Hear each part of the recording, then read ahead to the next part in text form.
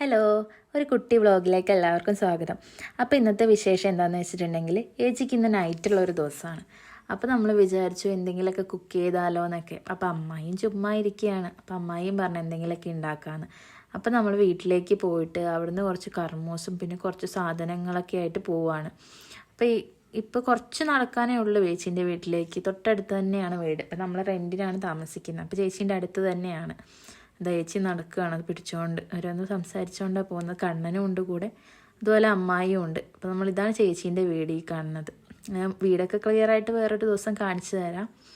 അപ്പോൾ അങ്ങനെ അപ്പോൾ നമ്മൾ ഫസ്റ്റ് ഉണ്ടാക്കുന്ന ക്യാബേജ് ഉപ്പേരിയാണ്. ക്യാബേജ് അരിയുന്നത് അമ്മായിയാണ്. പിന്നെ ഒരു പാത്രമൊക്കെ കഴുകി വെക്കുന്നുണ്ട്. നമുക്ക് പിന്നെ വലിയ പണിയൊന്നുമില്ല.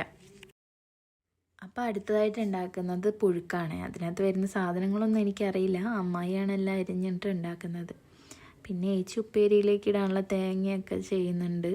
പിന്നെ സാധനങ്ങളൊക്കെ എടുത്ത് അടുപ്പിലേക്ക് വെച്ചിട്ടുണ്ട്.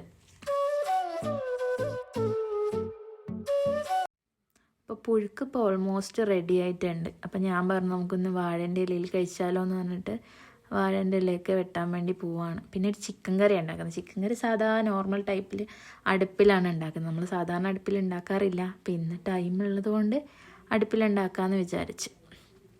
ഇതിവിടെ ഉള്ളൊരു പൂച്ചക്കുട്ടിയാണേ. അപ്പോൾ അത് എപ്പോഴും ഫുൾ ടൈം ഇതേ ഇരുത്താണ്. പിന്നെ നമ്മൾ ഫുഡ് കഴിക്കാൻ വേണ്ടി റെഡിയായി ഫുഡൊക്കെ വിളമ്പിക്കൊണ്ടിരിക്കുകയാണ്. അധികം വിഭവങ്ങളൊന്നുമില്ല, എന്നാലും ഉള്ളതൊക്കെ കൊണ്ട് കഴിക്കുകയാണ് നമ്മൾ. അപ്പോൾ വാഴൻ്റെ ഇലയിൽ കഴിക്കുന്ന രസമല്ലേ.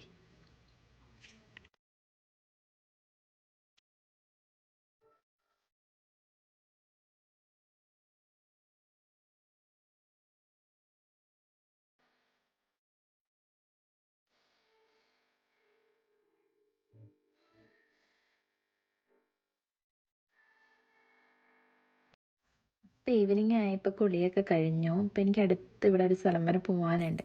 അപ്പോൾ റെഡിയായി അങ്ങോട്ടേക്ക് ഇറങ്ങുകയാണ്. അപ്പോൾ അമ്മയും ഉണ്ടാവും അവിടെ. അപ്പോൾ നമ്മൾ പഴയ വീട്ടിലേക്കൊക്കെ ഒന്ന് പോയിട്ട് വരാമെന്ന് വിചാരിച്ചിട്ട് അങ്ങനെ ഇറങ്ങുവാണ്.